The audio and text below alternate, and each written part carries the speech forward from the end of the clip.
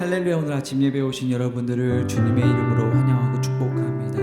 오늘도 다시 한번 주님의 놀라운 은혜와 사랑을 기억하며 주님께 나아가길 원합니다.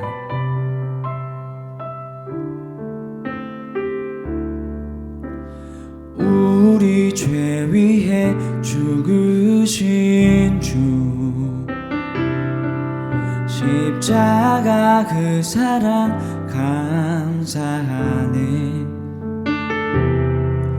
날마다 주의 형상대로 변화되리라. 십자가 우릴 새롭게 하네. 놀라운 사랑 찬양하리라. 우리를 위해 생명 주셨네. 놀라운 사랑 찬양하리라. 십자가의 그 능력, 십자가의 그 능력. 우리 죄 위에 죽으신 주, 우리 죄 위에 죽으신 주, 십자가 그 사랑 감사하네. 날마다 주의 형상대로 변화되리라. 십자가 우릴 새롭게 하리. 놀라운 사랑 찬양하리라. 우리를 위해 생명 주셨네. 놀라운 사랑 찬양하리라. 십자가의 그 능력. 놀라운 사랑 찬양하리라. 우리를 위해 생명 주셨네. 놀라운 사랑 찬양하리라. 십자가의 그 능력, 십자가의 그 능력. 제25장. 시드기야 제9년 10째 달 10일에 바벨론의 왕 느부갓네살이 그의 모든 군대를 거느리고 예루살렘을 치러 올라와서 그 성에 대하여 진을 치고 주위에 토성을 쌓으매 그 성이 시드기야 왕 제11년까지 포위되었더라. 그해 넷째 달 9일에 성중에 기근이 심하여 그 땅 백성의 양식이 떨어졌더라.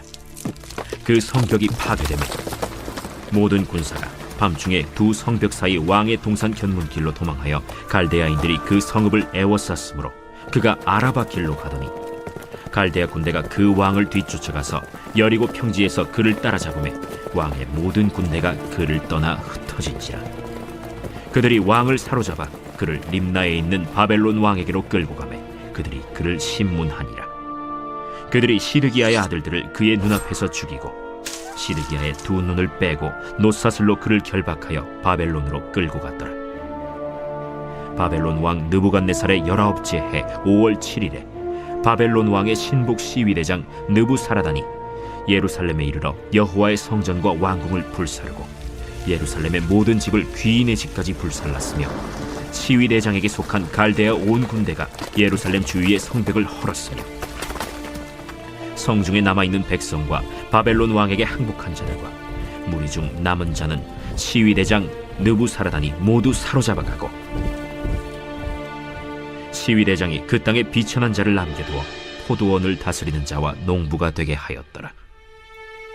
갈대아 사람이 또 여호와의 성전의 두 놋기둥과 받침들과 여호와의 성전의 놋바다를 깨뜨려 그 놋을 바벨론으로 가져가고 또 가마들과 부삽들과 부집개들과 숟가락들과 섬길 때에 쓰는 모든 놋그릇을 다 가져갔으며 시위대장이 또 불옮기는 그릇들과 주발들 곧 금으로 만든 것이나 은으로 만든 것이나 모두 가져갔으며 또 솔로몬이 여호와의 성전을 위하여 만든 두 기둥과 한 바다와 받침들을 가져갔는데 이 모든 기구의 논무게를 헤아릴 수 없었으니 그 한 기둥은 높이가 18규빗이요 그 꼭대기에 논머리가 있어 높이가 3규빗이요 그 머리에 둘린 그물과 석류가 다 놋이라. 다른 기둥의 장식과 그물도 이와 같았더라. 시위대장이 대제사장 스라야와 부제사장 스바냐와 성전 문지기 3사람을 사로잡고 또 성중에서 사람을 사로잡았으니 곧 군사를 거느린 내시 1사람과 또 성중에서 만난 바 왕의 시중 5사람과 백성을 징집하는 장관의 서기관 1사람과 성중에서 만난 바 백성 60명이라. 시위대장 느부사라단이 그들을 사로잡아 가지고 림나 바벨론 왕에게 나아가매 바벨론 왕이 하마 땅 림나에서 다 쳐 죽였더라. 이와 같이 유다가 사로잡혀 본토에서 떠났더라. 유다 땅에 머물러 있는 백성은 곧 바벨론 왕 느부갓네살이 남긴 자라. 왕이 사반의 손자 아히감의 아들 그달리아가 관할하게 하였더라. 모든 군대 지휘관과 그를 따르는 자가 바벨론 왕이 그달리아를 지도자로 삼았다 함을 듣고 이에 느다니아의 아들 이스마엘과 가레아의 아들 요하난과 느도바 사람 단후메스의 아들 스라야와 마가 사람의 아들 야사니아와 그를 따르는 사람이 모두 미스바로 가서 그달리아에게 나아가매 그달리아가 그들과 그를 따르는 군사들에게 맹세하여 이르되 너희는 갈대아인을 섬기기를 두려워하지 말고 이 땅에 살며 바벨론 왕을 섬기라. 그리하면 너희가 평안하리라. 7월에 왕족 엘리사마의 손자 느다니아의 아들 이스마엘이 부하 10명을 거느리고 와서 그달리아를 쳐서 죽이고 또 그와 함께 미스바에 있는 유다 사람과 갈대아 사람을 죽인지라. 노소를 막론하고 백성과 군대 장관들이 다 일어나서 애굽으로 갔으니 이는 갈대아 사람을 두려워함이었더라. 유다의 왕 여호야긴이 사로잡혀간 지 37년 곧 바벨론의 왕 에윌무로닥이 즉위한 원년 12월 그달 27일에 유다의 왕 여호야긴을 옥에서 내놓아 그 머리를 들게 하고 그에게 좋게 말하고 그의 지위를 바벨론에 그와 함께 있는 모든 왕의 지위보다 높이고 그 죄수의 의복을 벗게 하고 그의 일평생에 항상 왕의 앞에서 양식을 먹게 하였고 그가 쓸 것은 날마다 왕에게서 받는 양이 있어서 종신토록 끊이지 아니하였더라. 사랑하는 라이프처치 성도 여러분, 오늘은 열왕기하 25장을 통해서 하나님의 음성을 듣고자 합니다. 열왕기하 25장에 보면은 예루살렘의 멸망을 기록하고 있습니다.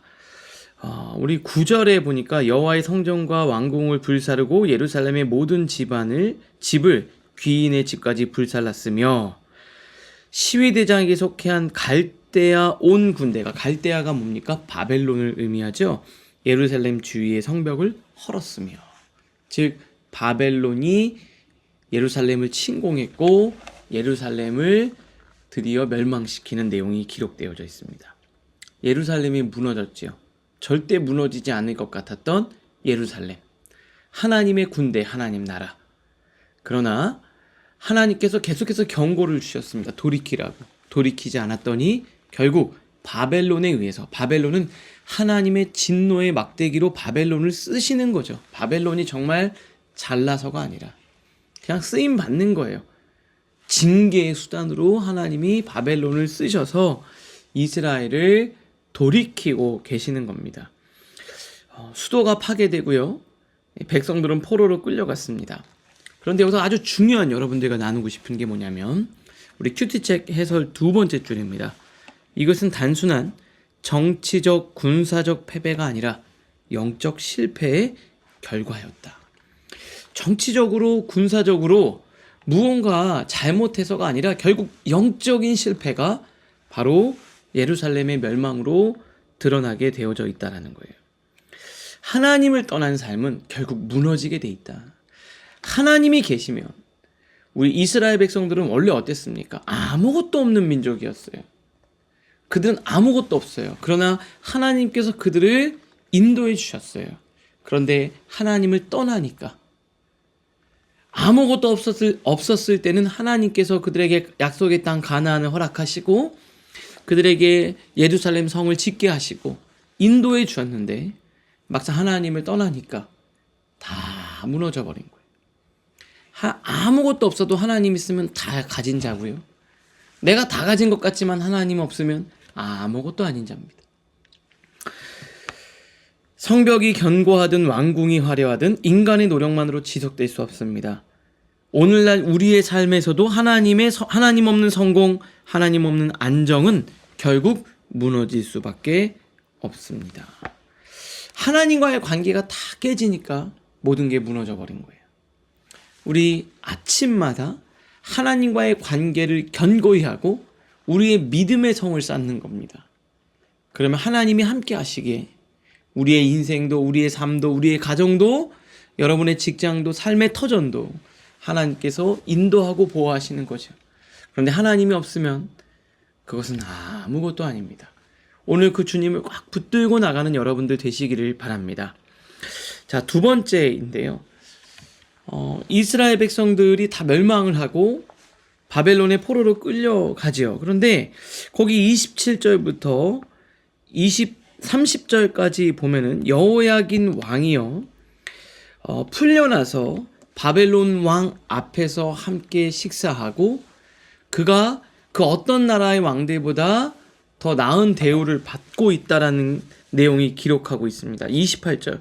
그에게 좋게 말하고 그의 지위를 바벨론에 그와 함께 있는 모든 왕의 지위보다 높이고 제수의 복을 벗게 하고, 이렇게 돼 있습니다. 결국 이게 무슨 말이냐? 다윗에게 주셨던 하나님의 약속의 성취. 하나님이 다윗에게 뭐라 그랬습니까? 이스라엘 백성들이 잘못하면 내가 징계하고 매를 들 수는 있지만 너의 왕위가 끊이지 않게 하겠다. 여러분 하나님의 자녀예요. 하나님께서 여러분들을 징계하실 수 있죠. 매를 드실 수 있죠. 그러나 여러분을 버리지 않습니다.